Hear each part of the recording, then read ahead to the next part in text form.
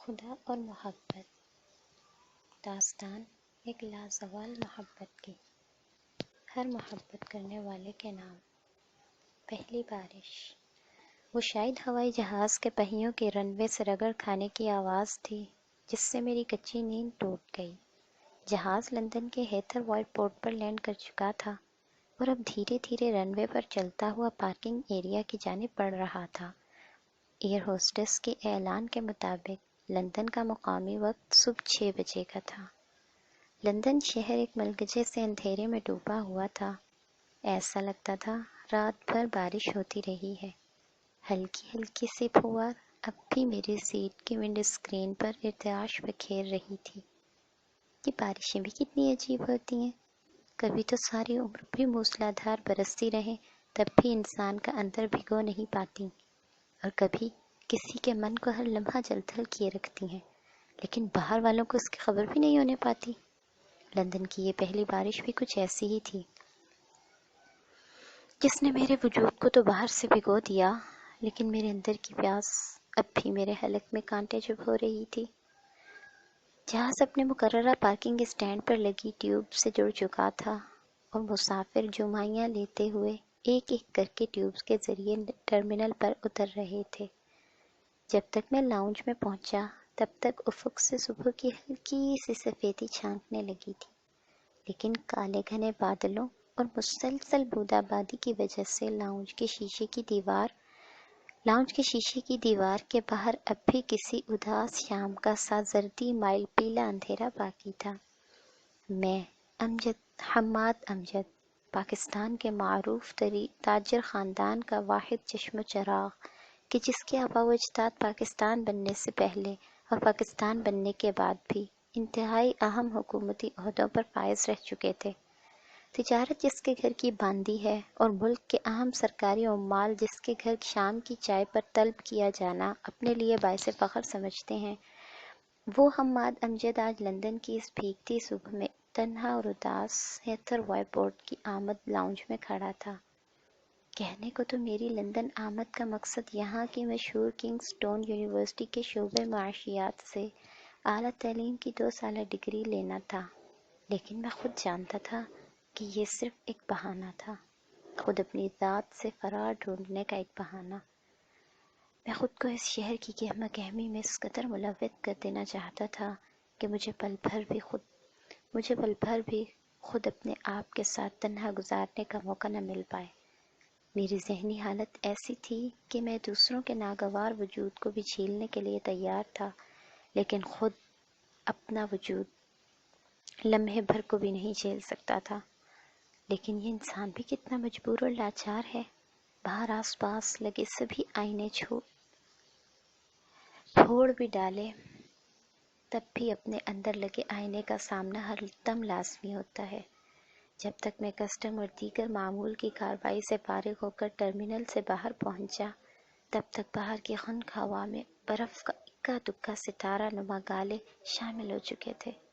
کھلی فضا میں پہلا قدم رکھتے ہی سردی کی ایک شدید لہر نے میرے سارے وجود کو جھنجھنا سا دیا۔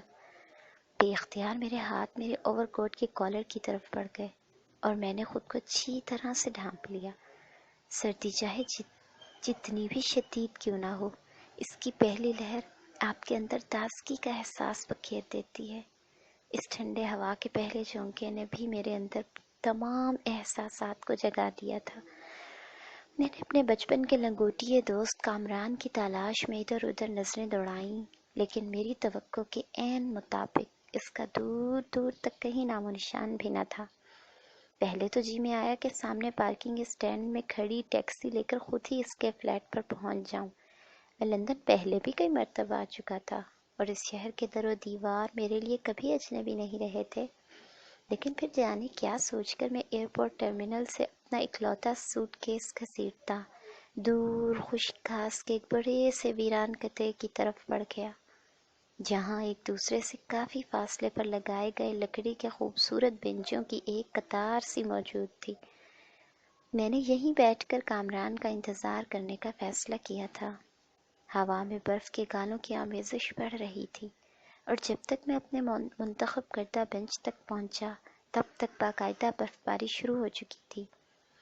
मुझे याद है बचपन में मैं और कामरान शाम को आसमान पर बर्फ की मखसूस दूधिया सफ़ेद बादल देखकर रात भर अपने अपने घर में बिस्तरों में दुबके बर्फबारी गिरने की दुआएं किया करते थे। और सुबह जब आसमान से बर्फ के सितारे गिरते देखते और शहर को बर्फ की सफ़ेद चादर में लिपटा देखते तो हमारी खुशी का कोई ठिकाना ही न रहता। घर वाले हमें ढूंढते ही रह जाते और हम कहीं दूर आते जाते राहगीरों पर छुपकर बर्फ के गोले बरसाने में मसरूफ रहते। सोचता हूँ बचपन का वो दिसंबर इतनी जल्दी क्यों बीत जाता है, और जवानी की ये कड़ी धूप है कि जैसे सदियों से सर पर तनी हुई है, एक जरा भी सिरकती नहीं। मैं जिस जगह बैठा था जमीन का वो टुकड़ा आम सतह से कुछ बुलंद था, इसलिए दूर से लंदन शहर की ऊंची लेकिन कदीम इमारतों की झलक यहाँ बहुत वाज़े नजर आ रही थी। कुछ ही देर में बर्फ ने तमाम शहर को पूरी तरह से ढक लिया। खुद मुझे भी दूर से कोई देखता तो शायद बर्फ से बना एक मुजस्समा ही समझता। कामरान का अभी तक कुछ अता पता नहीं था। वो बचपन से ऐसा ही था, हमेशा लापरवाह, और सुबह जल्दी उठने से तो हम दोनों की जैसे जान ही जाती थी। मुझे याद है हम दोनों सालाना इम्तिहानात में भी मुश्किल पर्चे बचने के बाद ही क्लासरूम में पहुंचते थे। बचपन यूं ही हंसते खेलते गुजर गया, लेकिन फिर अचानक कामरान के घरेलू हालात ने पलटा खाया। माँ बाप एक ट्रैफिक हादसे में अल्लाह को प्यारे हो गए। घर में कामरान अकेला रह गया, क्योंकि उसकी इकलौती बड़ी बहन पहले ही ब्याह कर अपने घर सुधार चुकी थी। बाप की मौत के बाद कामरान को पता चला कि इसके बाप ने कर्जों का बेतहाशा बोझ इसके लिए विरसे में छोड़ रखा है। कर्ज ख्वाहों के मुतालबात बढ़ते गए और आखिरकार इसे मजबूरन अपना आबाई घर और बची कुची जायदाद बेचकर लंदन शिफ्ट होना पड़ा। कर्ज चुकाने के बाद जो कुछ बचा, इससे कामरान ने यहाँ एक छोटा सा रेस्टोरेंट तो खोल लिया था और अब इसकी गुजर बसर मुनासिब अंदाज से हो जाती थी, और अब तो वो मुकम्मल इसी शहर का होकर रह गया था। दरअसल उसे लंदन हमेशा से ही बहुत पसंद था। शायद हम दोनों के अंदर एक बेहद कदीम रूह बसती थी, क्योंकि कदामत पसंदी और उदासी लंदन शहर का ही खासा थी। हर शहर का अपना एक मिजाज होता है। मुझे भी कभी चीखते चिंगारते शहर अच्छे नहीं लगे। गर्म, खौफज़दा और बेचैन, जैसे हर लम्हा कुछ खो जाने का एहसास दिल को जकड़े रखे। मुझे सर्द और ठंडे मिजाज के लोग और शहर हमेशा से मुतासिर करते थे। खामोश और पुरसुकून, इंसान का हर गम, हर दुख अपने अंदर समेट लेने वाले शहर। लंदन भी इन्हीं शहरों में से एक था। मेरे सामने से एक नौजवान जोड़ा हंसते हुए गुजरा। लड़की ने गौर से मेरी जानिब देखा। उसके रुखसार सर्दी से सुर्ख अंगारा हो रहे थे और आंखों में एक असली मुस्कुराहट थी। लड़की मुझे देखकर मुस्कुरा पड़ी और दोनों मुझे विश करते हुए कुछ फासले पर रखे दूसरे बेंच पर जाकर बैठ गए और राज़ो नियाज में मसरूफ हो गए। दोनों के लिबास से जाहिर था कि वो सुबह सवेरे जॉगिंग वगैरह के लिए घर से निकले थे। ये मौसम इन मनचलों की ये अदा, मैं ये सोचकर मुस्कुरा दिया। मौसम भी हर इंसान पर कुछ अलग ही तौर उतरते हैं। मुझे याद है मेरे आबाई शहर कोयटा में जब रात भर बर्फ गिरती थी तो सुबह सवेरे गरीब मजदूर तबका अपने अपने बाल बच्चों समेत छोटे बड़े बेलचे और लकड़ी के बड़े बड़े फट्टे लेकर दरवाजे के सामने से और छत के ऊपर से बर्फ हटाने में जुट जाता। क्योंकि ये बर्फ इनके कच्चे घर की छत पर ज्यादा देर टिकती तो छत को छलनी बना देती थी। इन गरीबों की सारी सर्दियां ऐसे बर्फीले मौसम से पनाह मांगने में ही गुजर जाती थी, और यहाँ लंदन में इस बर्फीली सुबह में ये दो मतवाले मौसम का लुत्फ लेने के लिए घर से निकले थे। एक ही मौसम किसी भी दो अफराद पर दो मुख्तलिफ सूरतों में कैसे वारिद हो सकता है? मौसम तो बस मौसम ही होता है। अचानक मेरे ख्यालात का सिलसिला टूट गया। मेरे कंधे को कोई जोर जोर से हिला रहा था। اٹھ جائیے صاحب، نارووال کا جنکشن آ گیا ہے۔ میں نے چونک کر اوپر دیکھا۔